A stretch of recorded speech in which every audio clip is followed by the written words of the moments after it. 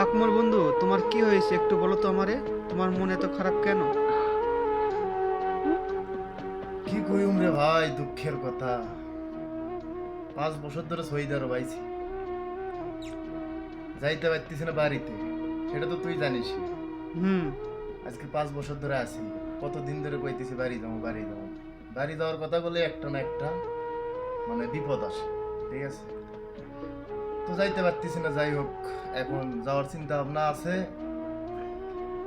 তো বাড়ি গিয়ে তো খালি গেলে হবে না, ঠিক আছে?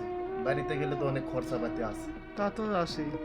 এগুলো টাকা পয়সা ম্যানেজ করতে অনেক টাকা, তুই তো জানিস যে বাড়ি যাওয়ার হুম। জন্য টাকাটুকু জমা আমি দিছি প্রচুর টাকা অলরেডি। লাগে ভাই, প্রচুর টাকা লাগে। তো যাই হোক, বাড়ি যাইও ইনশাল্লাহ, আল্লাহ জুল বাঁচা করতে রাখে। তো ভাই 5 বছরে আবার চিন্তা করি যে 5 বছরে কামাই করলাম এত টাকা, কামাই করি কিন্তু টাকা থাকে না।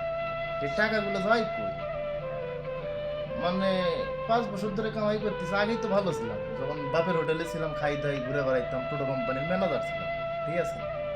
হুম। আর 5 বছর ধরে কামাই করে কোনো বড় লোক হই না, কোনো উন্নতি করতে পারি না, কোনো কিছু। আগের চেয়ে ধরতে গেলে আগের চেয়ে আরো মনে হয় ইয়ে হয়েছে, কি জানি এটা কি জানি বলে, মানে গরিব হয়েছি মনে হয়।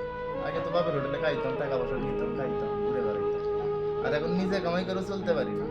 ভালো লাগে না রে ভাই, ডিউটি মিউটি ভালো লাগে না, ঘরে বসে থাকি।